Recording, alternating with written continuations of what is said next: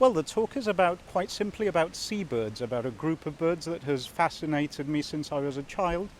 And I'm going to talk about, well, first of all, what makes them seabirds, um, their characteristics, where to watch them, how to watch them, and then by choosing a few case studies and focusing on a few different species, I will be talking about the very remarkable ecology and behavior of many seabirds, because seabirds are, as I think people who attend the talk will find out tomorrow, a truly remarkable group of birds. Well, I've been laughed out of the newsroom when I thought that I was going to ask you what makes a seabird, but obviously it's not such a stupid question after all.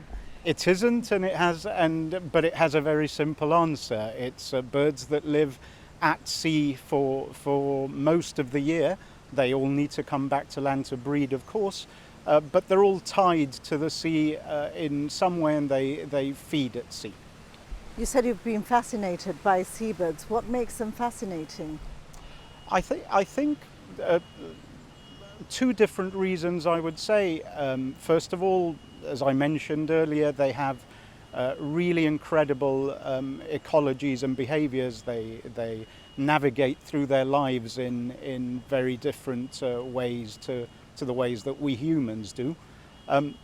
But also because we humans are terrestrial creatures and these animals live out at sea, they are perhaps more exotic for us because we are, every time we see a seabird, it connects us to an environment that is truly alien to us.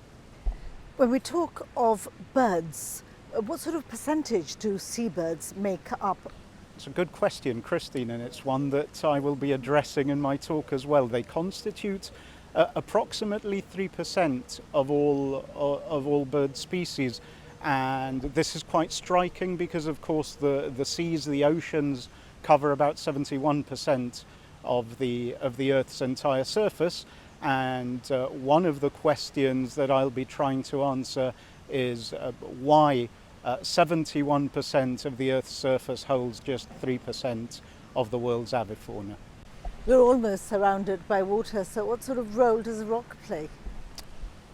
The rock has an enormous population of seabirds. It's got a big population of yellow-legged gulls, and it also has a very small population of breeding Mediterranean shags, which are a small and quite rare, actually, species of cormorant.